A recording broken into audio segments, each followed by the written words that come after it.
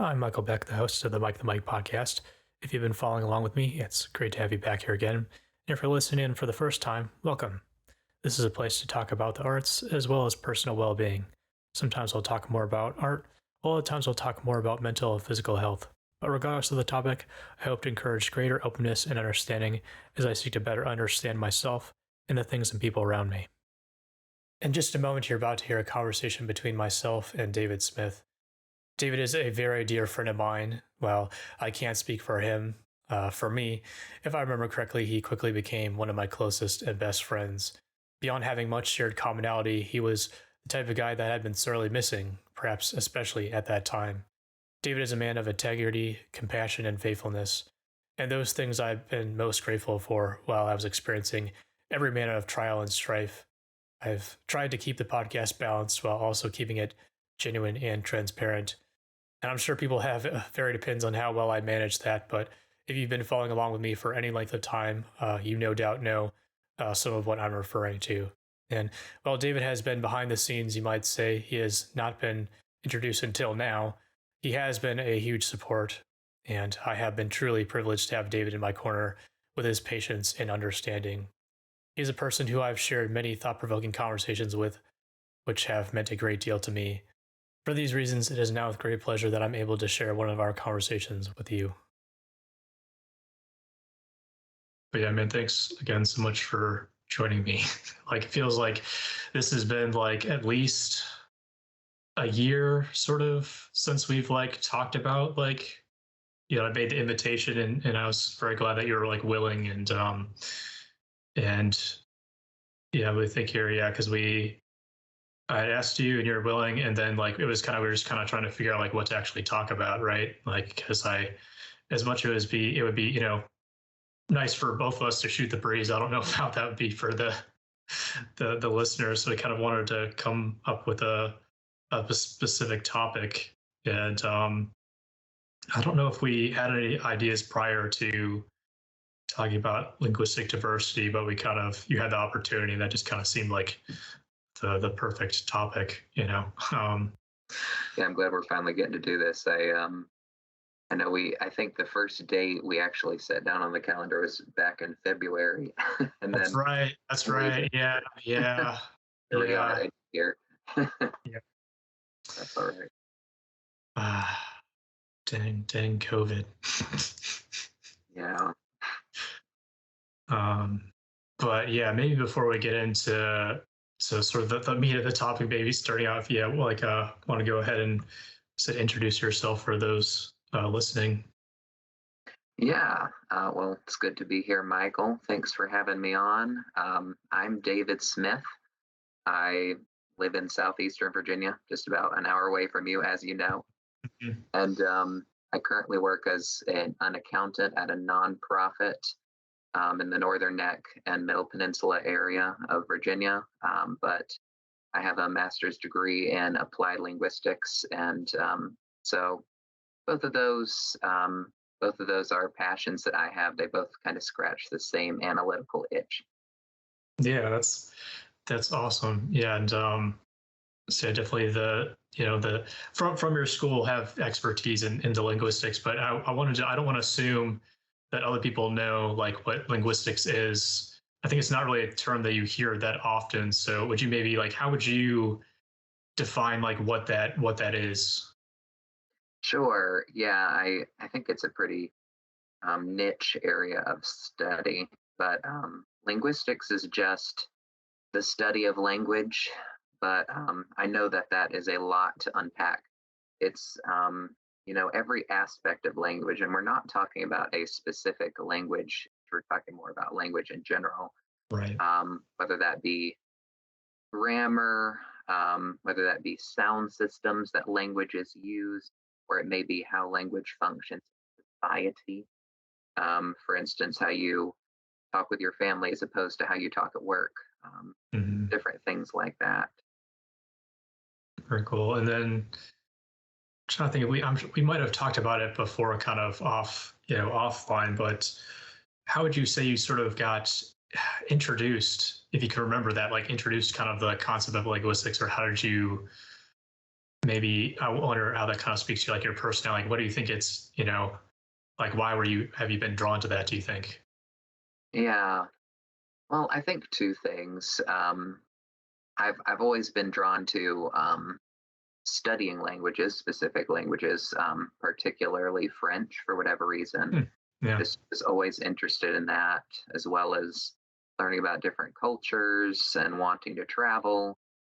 But I found that I also, like I said earlier, just I do have a very analytical mind. Yeah. So it just, I think it sort of fit together. When I went into college, I went in thinking that I would go overseas and teach English in France. Hmm. Um, so my very first TESOL class, teaching English as a second language, that is, was an introduction to linguistics course, and that's where my life kind of changed academically, if you will. Yeah. Uh, that I realized that was my true passion, so I kind of, yeah, took a different branch and headed in that direction.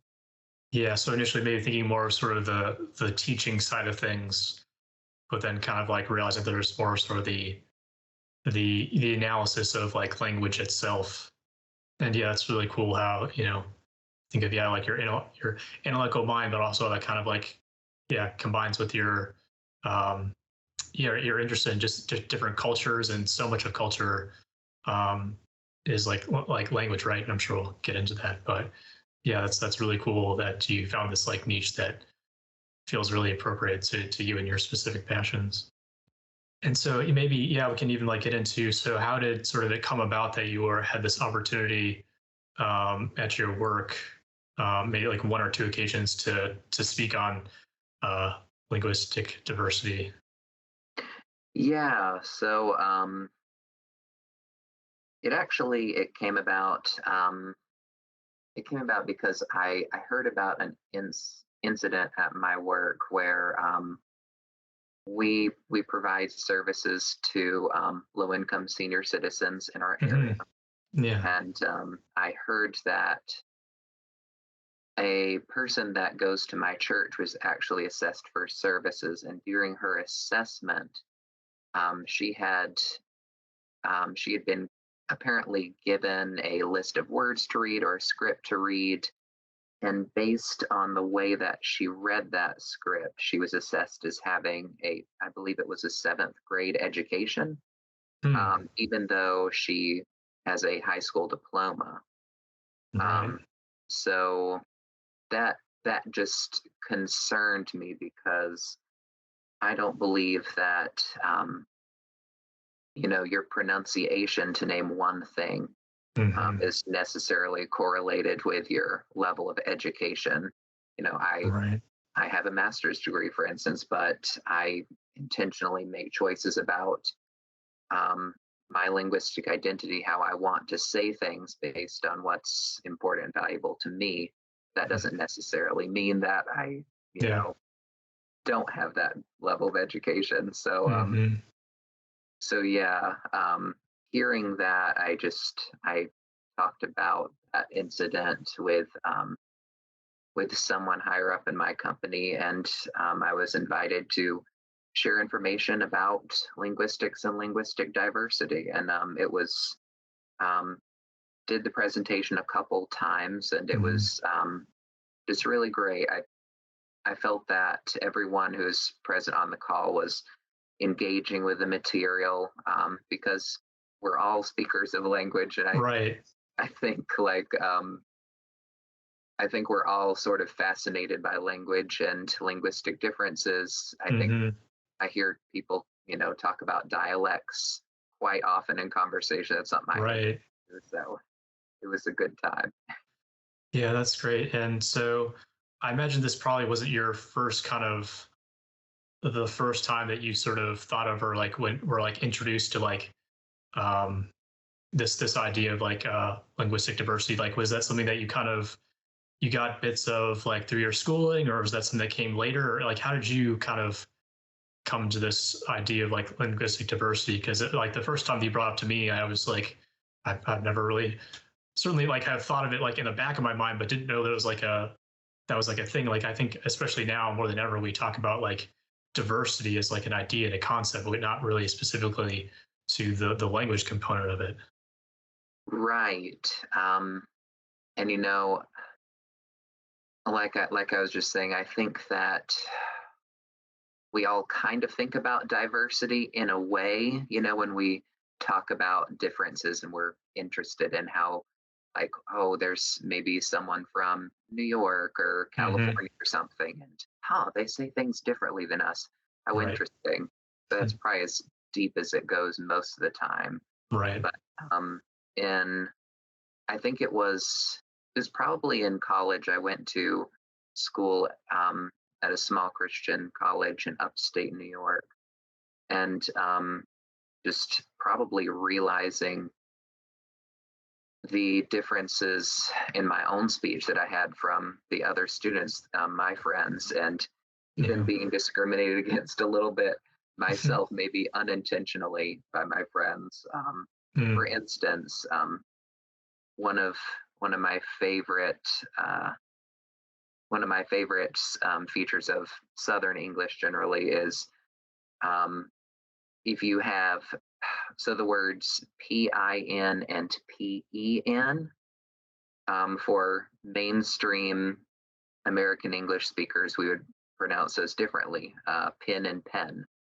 Mm. But me myself, I say them the same. I would say I write with a pen because that's Yeah. just how I grew up. That's how my family says that, and that's common for Southern speakers. But I didn't Right. realize that I had that feature until I got to college, and I had friends who were saying, "Oh, do you write with a pen, David? Do you write with a pen? Do you need a pen?" I'm like, "What are you talking about?" And then it, you become aware of those differences that you have that Right. others don't.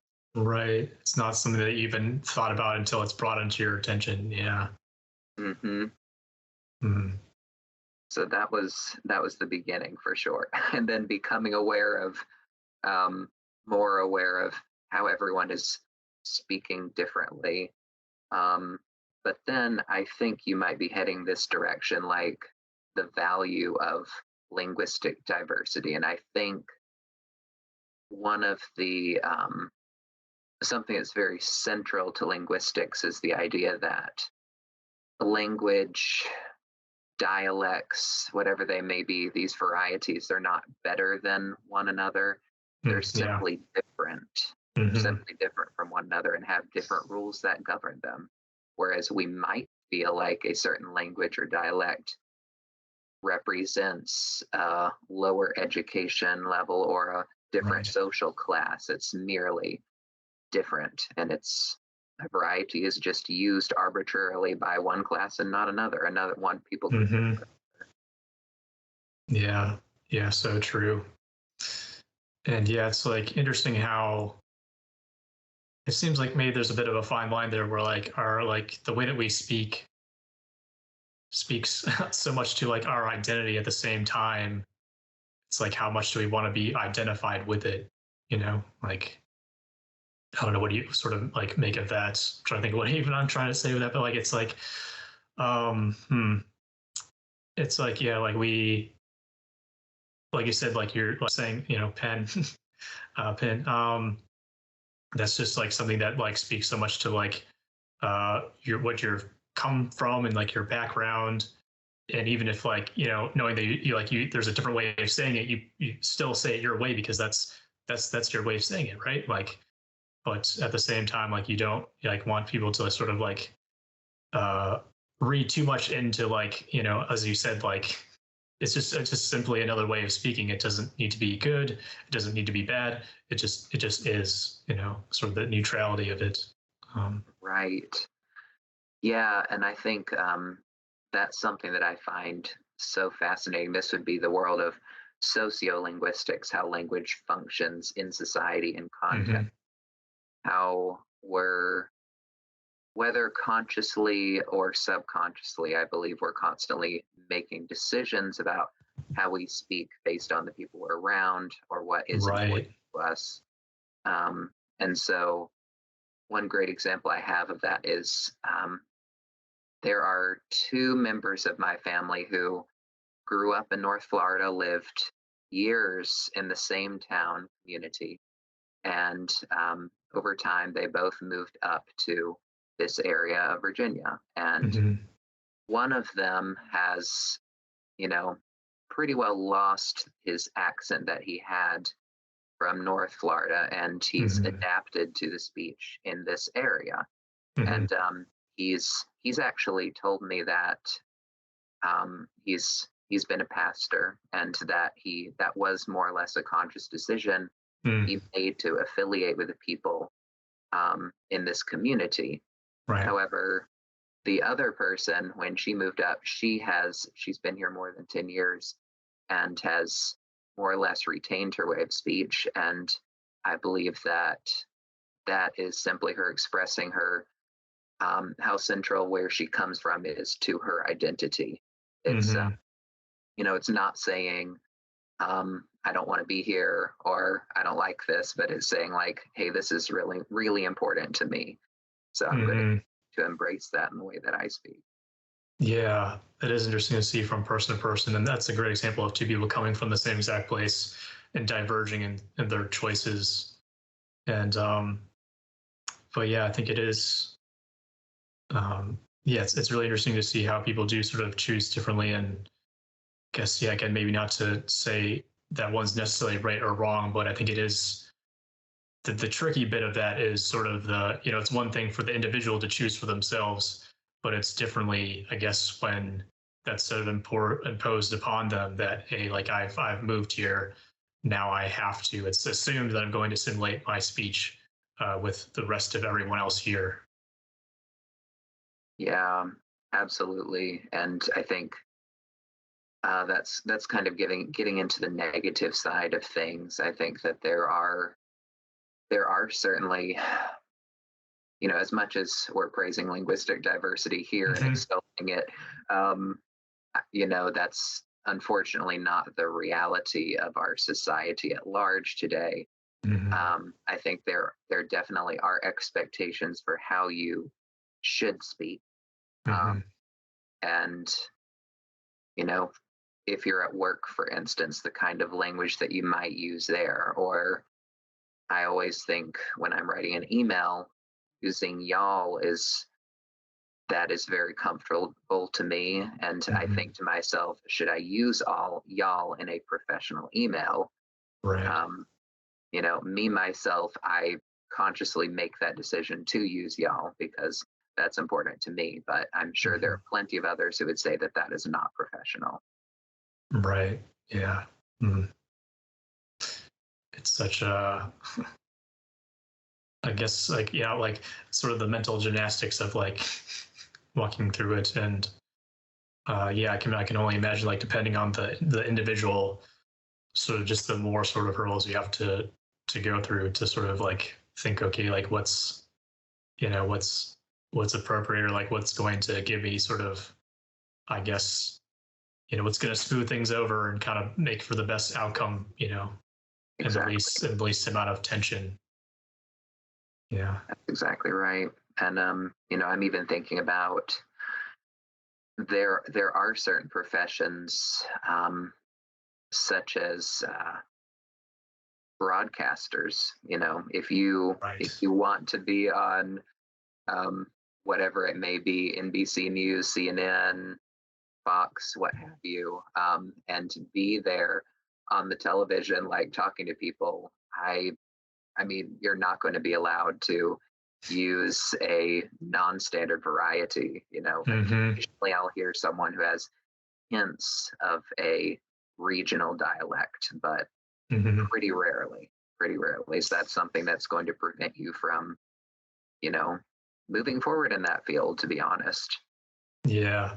And this kind of popped into my mind. I know there's sort of the word is on the tip of my tongue. Sort of the like the language kind of like globally that's like the most like prolific. Like English, seems to be the most widespread spoken language. But it seems like, yeah, is there's kind of globally sort of like the most kind of common speech.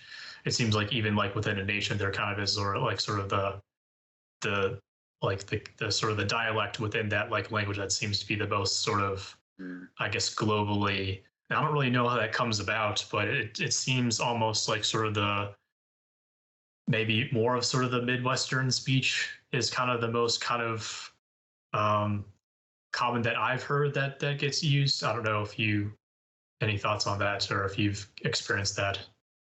Yeah, you maybe I think in my education we talked about a standard dialect. I think that's probably a pretty common term or mainstream, if you will. Mm-hmm. Um, yeah, it is generally thought to be standard American English is generally thought to um, match up with Midwestern speakers Mm-hmm. varieties. That's I wouldn't say that's totally true because I've heard plenty of Midwesterns who have strong regional dialects that do not Right. match up. Right. But yeah, that's a tricky one to parse out because I believe I would say there are standard speakers all over the country. I'm not Mm-hmm. really sure who that would be native for. I almost wonder, I don't really know the answer to this myself. I almost wonder if it's more kind of socially constructed, kind of a, Mm-hmm. I don't know what I want to say, not even a native dialect, perhaps, but one that was kind of created to be devoid of marginalized aspects of different Mm. dialects. Yeah. But it's been around so long that I'm sure there are people who speak it natively now. Yeah.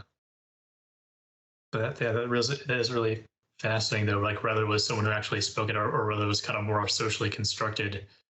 It is like, yeah, we do have like even yeah, with like in our own country, um, even if you kind of think of like, I don't know, whatever would be like native, speaking people, like there's so much variety and yet we've kind of like narrowed it down to generally kind of this conception of like what is the common way of thinking or speaking, and like the way I said like in broadcasting where that's like, and it's like on some level I can see the like the application of that. Like you do want people to from wherever they are to be able to like understand and not struggle, um but it does seem like it has its limitations, right? Yeah, it's I can definitely see that, and that is an argument. Um, I would argue that for most dialects of American English, that we probably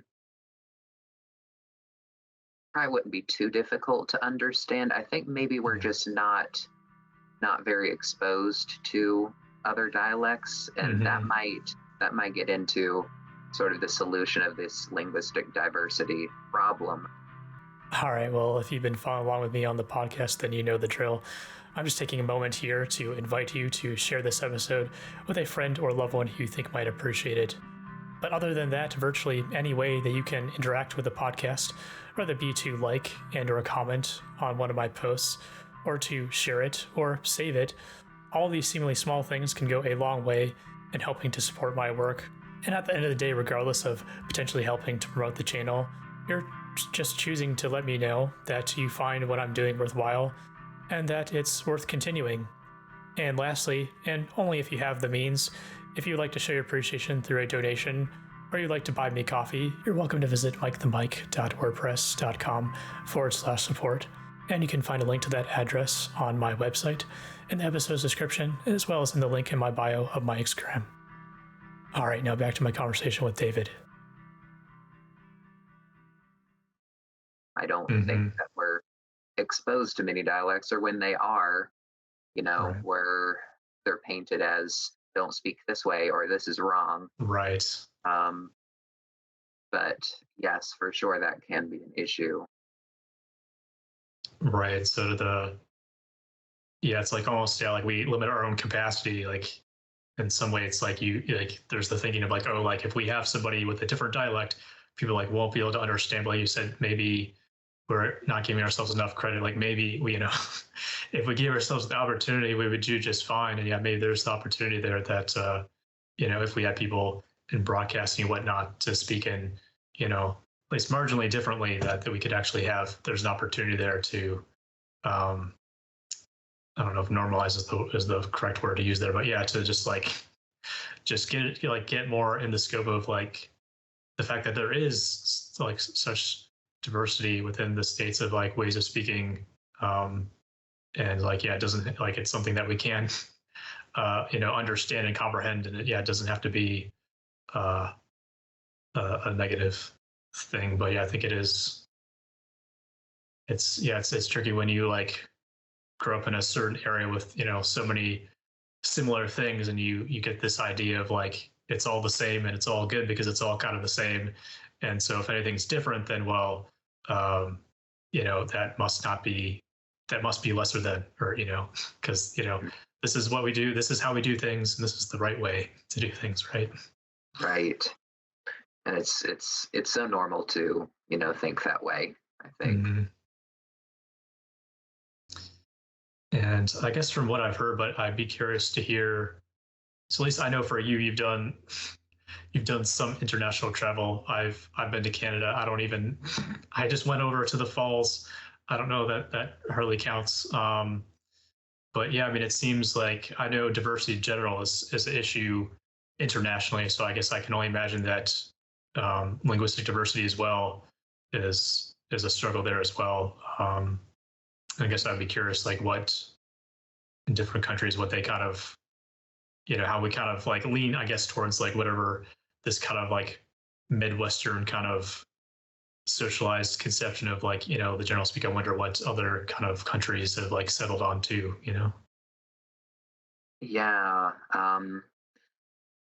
I don't have a lot of expertise in that, but certainly I think about the UK and just how many different varieties of speech there are in such a small area. Yes. That always fascinates me. Yeah. And I believe it's received pronunciation over there that they would call sort of their standard, maybe the BBC way of speaking, if you will. What is it called? Received pronunciation. Okay. Yeah. But yeah, and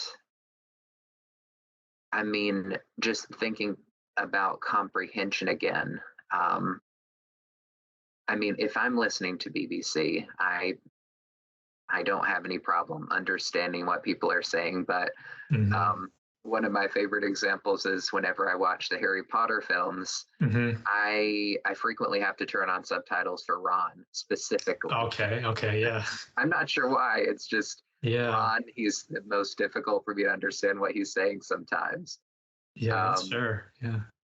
Or even, I have visited the United Kingdom a few years ago, and I also remember there was an instance where I went with my family and we flew into London, spent a few days in that area, and then took a train up to Edinburgh. And when we were leaving the train station in Edinburgh in Scotland, and there were a couple of ladies on the escalator just above me.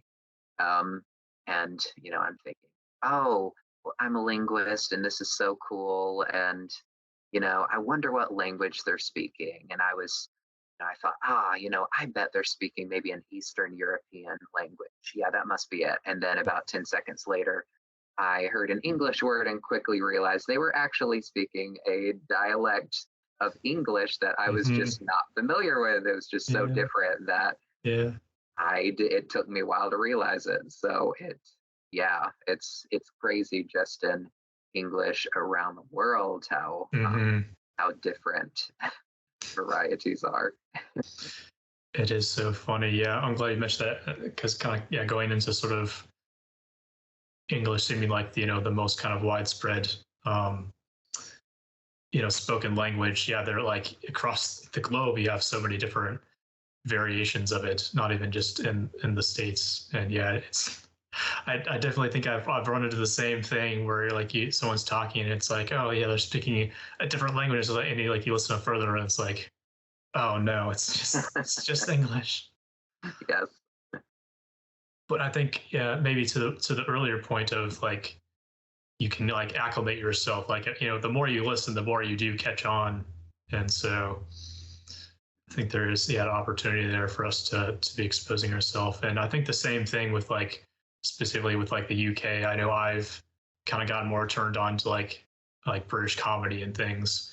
And I think earlier on, especially, it was tricky trying to understand. But I think the more that I tuned into it, the more I kind of had at least a little bit of an ear for what they were saying. But I do think, to your point also of like Ron, and I think it's still, you'll find individuals that for some reason, are just to your specific eel are is more challenging. But Yes. yeah, hopefully the more time that you can, um, I don't know, maybe do a little bit of a Ron, or I'm trying, what's the name of the actual actor? Shoot. Oh man, I'm blanking too. um, Sorry, Harry apologize to the Potter. actor. Appreciate, but maybe, yeah, do so like a specific study on him and maybe see if listening to him further will if you can not use the subtitles and see if you'll how you do. Yes. Mm,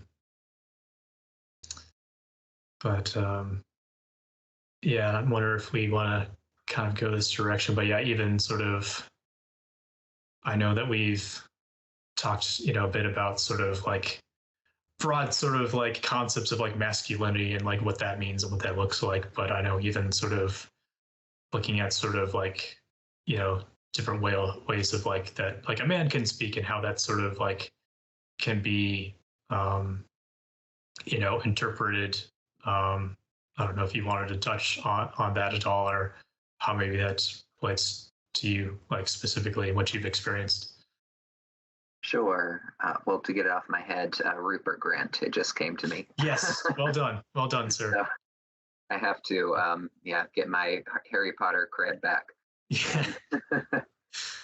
But yes, and I think that was you're going to your question. I think that is a point I wanted to bring up. So I think we are prone to, we're prone to stereotype, not just with language, with many different things. And I think Hmm. language is just one of those. And so when we hear a person speaking a certain way, we assume they must be a certain way, or Hmm. we feel like we know a little bit about their character, something like that. So, for instance, and it can be flattering, but it can not be flattering as well. I Hmm. think about how people with Southern accents are depicted in media, and there can be positive traits. I've heard that Southern accents people generally feel that those people are trustworthy and honest, but then Hmm. there are negatives. They're thought of as just being slow and Right. backwards, Right. uneducated.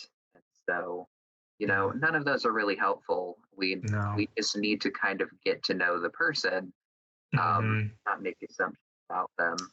And Yeah, I'm glad you brought that up. I don't mean to interject, but yeah, like on the topic of Southern and speaking slowly, I actually even when like not even that far, like driving from sort of more Southern Virginia to Northern Virginia, there's kind of almost like I don't know what the where the invisible line is, but you cross it and people speak differently. And I had a housemate that I lived with, and he's also from Southern Virginia, and he could pick up on my way of speaking without like me saying. He's like, "Oh, I knew you're from Southern Virginia because you like talk slower than other people." And I just thought, "Oh, I thought that was like really interesting." And, like, of course, I didn't realize this as like, "Oh, I spot," I speak the same as the rest of everyone here, but no, apparently, he was able to pick up on it. But yeah, to your point, like it can like, even the pacing of how you speak can be for some indicator or perceived as being,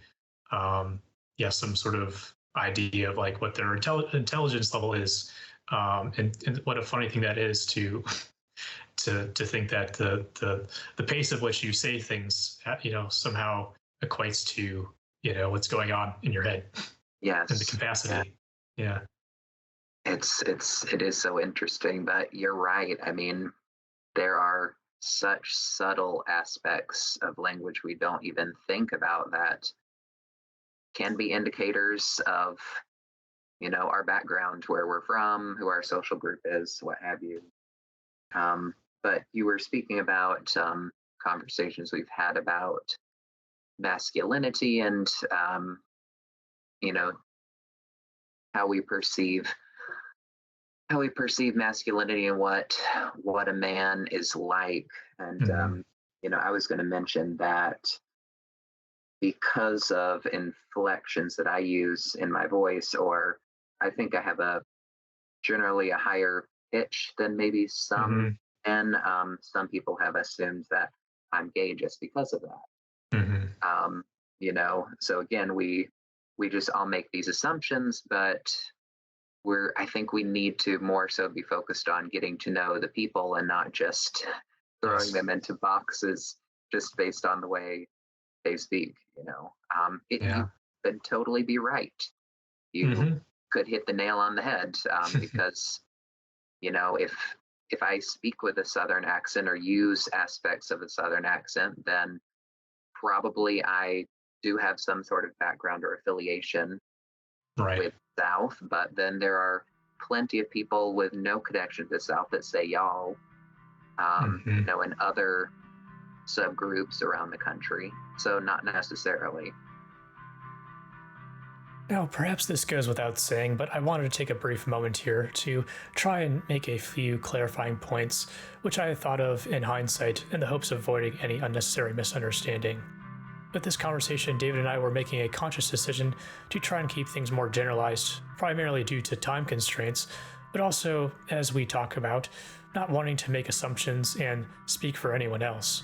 I find that it's a tricky tightrope to walk in choosing how general or specific to speak on things, and no matter what you choose, you run the risk of stepping on other people's toes regardless. Keep things too ambiguous, and we can glean all sorts of meanings that weren't actually intended and endorsed. So, for the sake of trying to avoid any unnecessary confusion, I wanted to speak plainly about what David and I are and are not trying to speak to here. In speaking to the shadow side of linguistic diversity, we as people can make assumptions about others based on the way that they speak, and can form in our minds stereotypes and caricatures. And one stereotype that is held leads people to make assumptions about a person's sexual preferences based on how they speak. And this is not helpful for anyone to assume one way or the other, but in the particular example that David gives, it's offensive for someone to assume that you're gay when you're not, just because you speak in a certain manner. This is all that was meant and intended.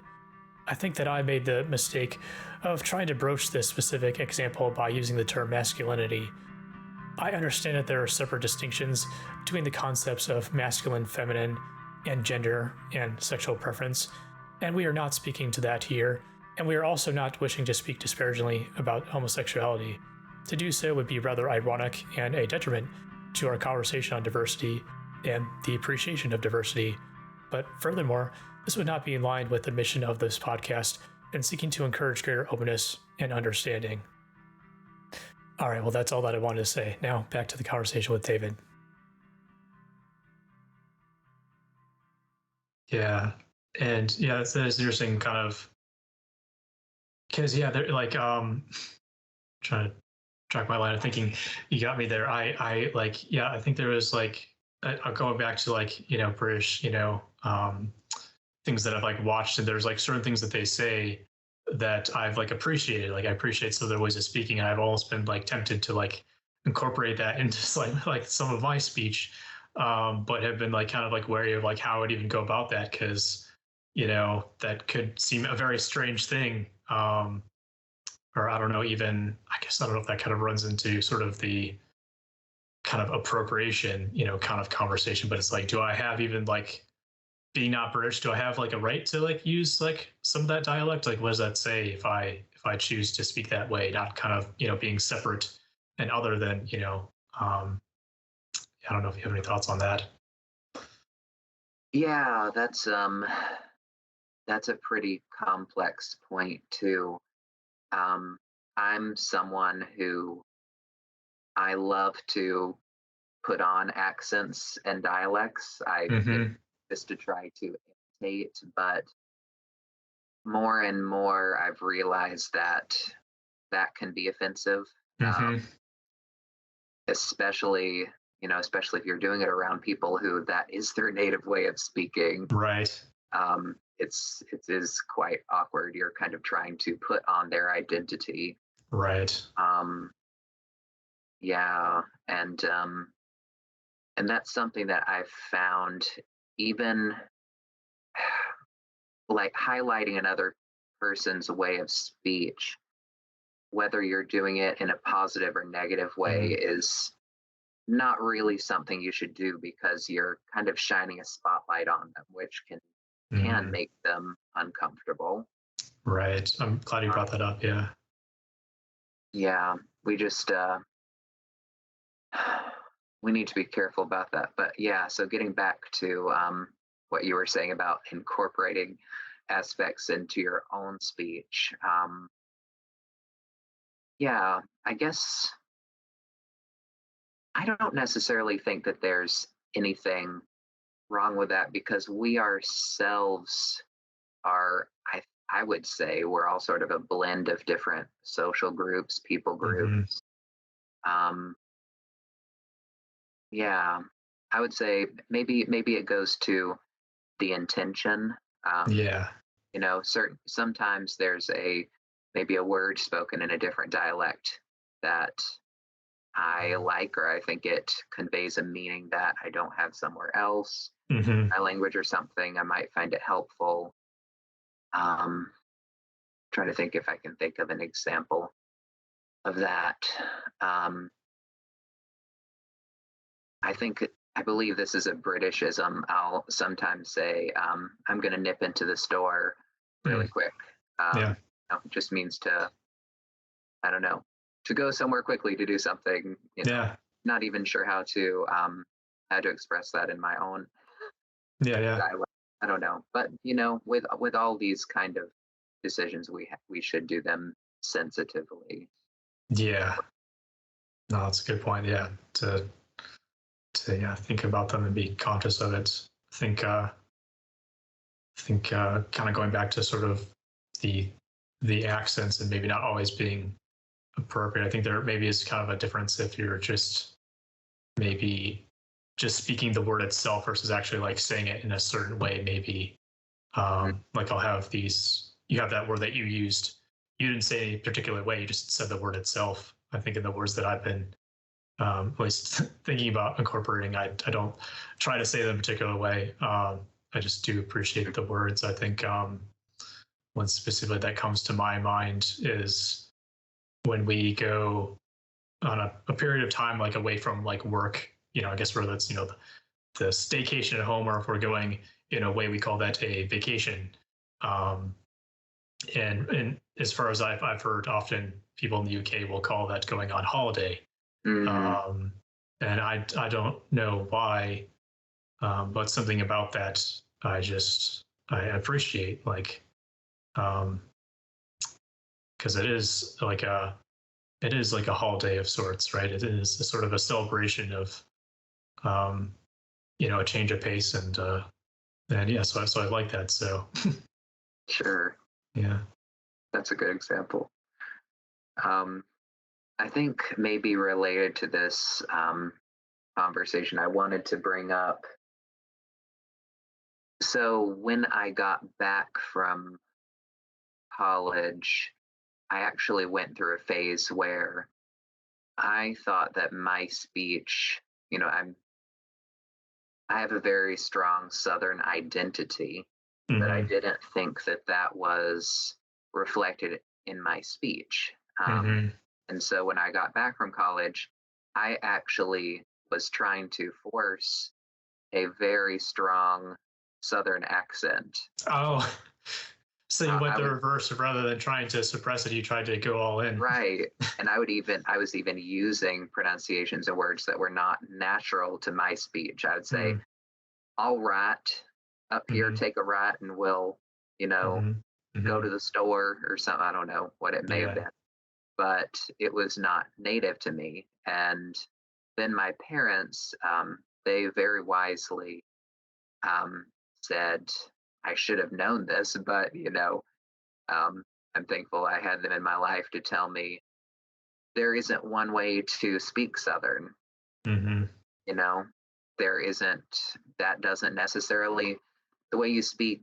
Um, yeah, I kind of fell into the same trap that I was trying to avoid, Mm, and saying that there is only one way of speaking Southern and having that Southern identity.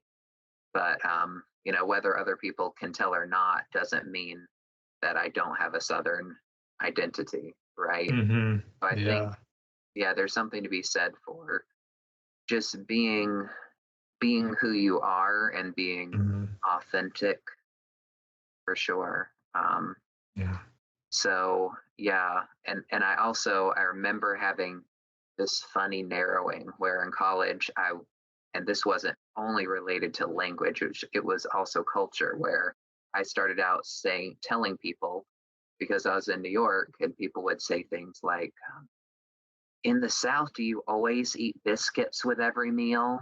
Do you always have double names? I said, what do you mean double names? Oh, like Billy Bob or Sally Mae, Oh. just, but sometimes we don't know better. So, I mean, I'm Mm-hmm. not going to judge them for asking, but I found myself going from, first I would say, no, we don't do that in the South. And then I realized, oh my goodness, I'm speaking for quite a large area when I'm Right. True. trying to True. inform people on my culture. And so I said, oh, well, no, this is how we do it in Virginia. Then I realized, oh, gracious, there are plenty of parts of Virginia I haven't been Right. to. And so I Right. started saying, well, in King and Queen County. And then even then, I realized I'm speaking on behalf of a bunch of people. So really, Mm.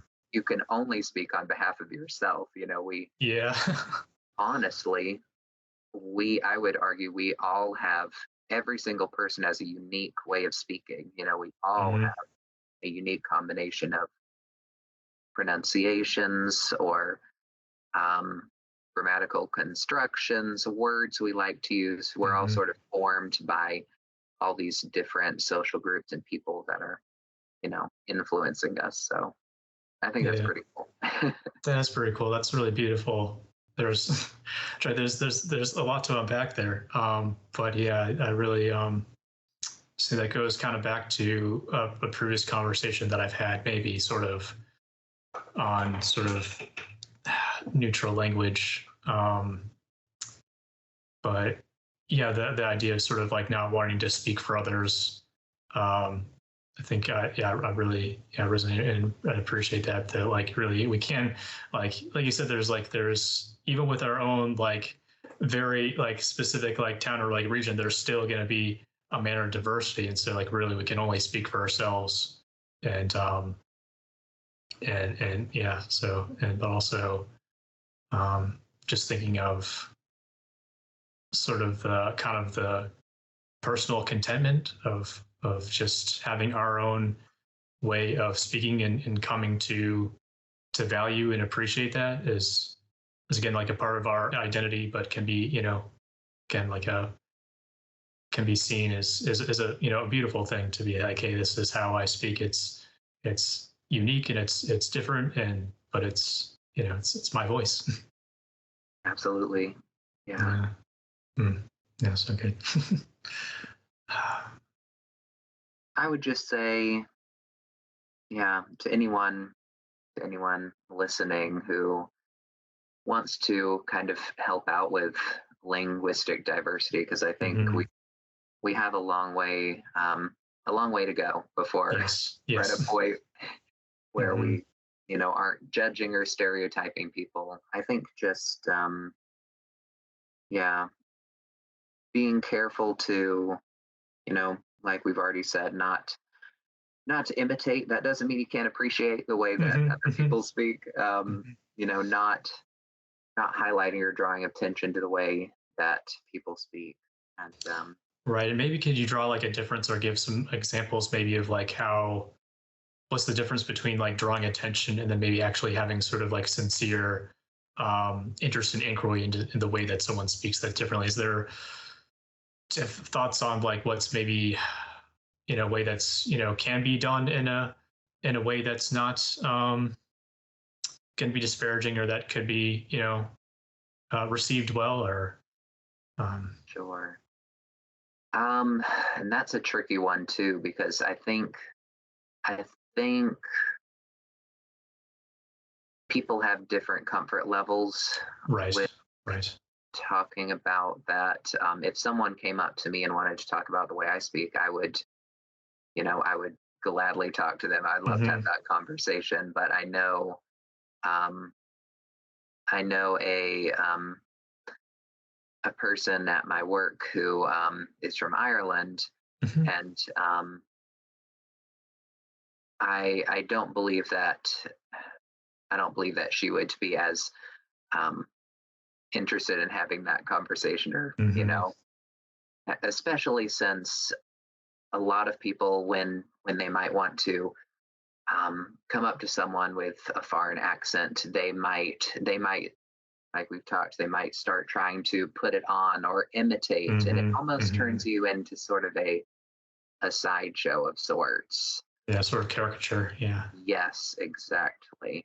Right. And so I think maybe I would certainly say just trying to be sensitive to maybe the person and what you may, Hmm. if you want to have that conversation, just maybe try to get to know the person a little bit as much as you That's what I was can. thinking. Yeah, yeah. Kind of going back to thinking more on sort of a individual level, not wanting to speak for people, but also like if you do have questions, yeah, like yeah, I think definitely kind of getting to know them a little better and see if if that would be appropriate, how it would be received, rather than just kind of someone on the street that you don't know at all, and not taking any time to get to know if they would find it appropriate or not.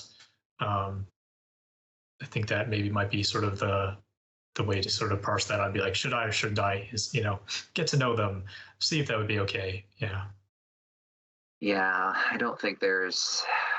Yeah, I think that's probably the best guideline I can think of. I don't think yeah, a right or wrong way. Well, I mean, yeah, we've already talked about some wrong ways, yeah. but Right.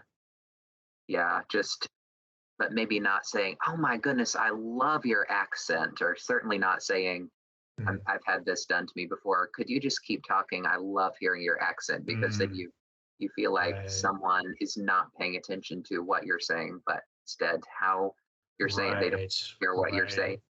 Right. That's yeah, Um, that's a good point. Yeah, we want to be like heard. You want our yeah, thoughts and ideas to be conveyed and understood, So yeah, to think that someone is somewhat tuned out to that could be very much off-putting. Yeah. yes. Well, I guess we'll try to guess we'll end it there. I think yeah, we covered a lot. Hopefully, I'm sure this will be interesting to others. And like I said, the first time you brought it to my mind, I was like, linguistic diversity, what?